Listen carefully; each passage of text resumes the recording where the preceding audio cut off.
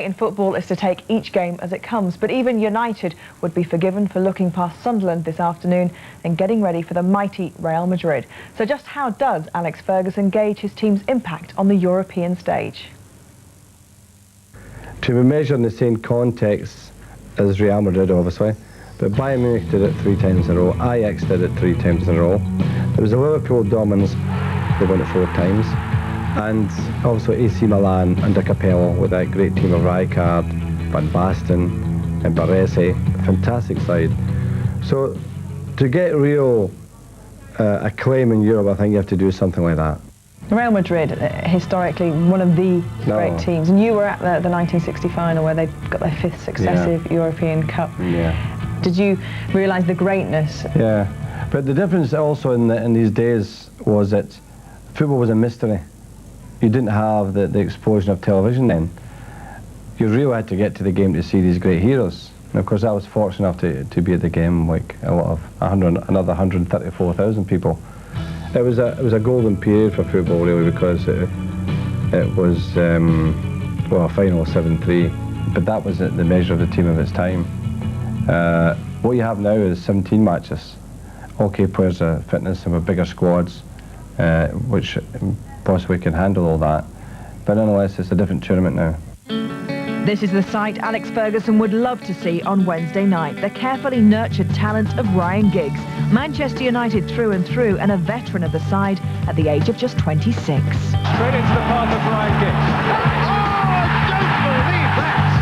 A wonderful goal! And he's run away from Vieira. Giggs is there, and Giggs has scored again. Beckham's cross. Giggs is there! It's Ryan Giggs wriggling into the penalty area. Giggs! Oh, fantastic!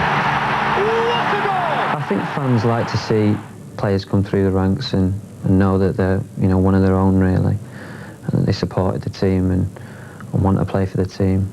That's good, because I was in the first team at 17. And Manchester United believe we may be seeing the start of a very special career here this afternoon. I loved it, and the experience you get, it can only help you in the future. You see, Ryan is one of the rare football players in the game which penetrate. And he can penetrate with the ball or penetrate without it, because his speed and balance are so marvellous that in the biggest stage he can perform. The great thing about Ryan is he hasn't changed really. He's kept that sensible, humble approach to life, and it pleases me that. The night of the European Cup final, obviously you celebrated it with each other, and it's all forgotten. I mean, you just share it with your family and friends over summer, but then a week or so into your holidays you forget about it really, and you look forward to the next season. I think that what you try to do is mirror the team, mirroring me, in terms of I don't stop, right? So why should they stop?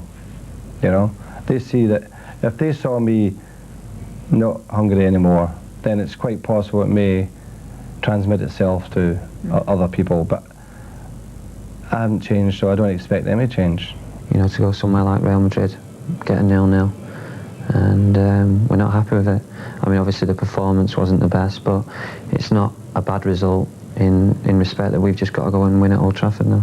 And finally, at the movie that's being made, or that we hear about, who's going to play Alex Ferguson? Oh, I don't know, John Wayne. Is he still around?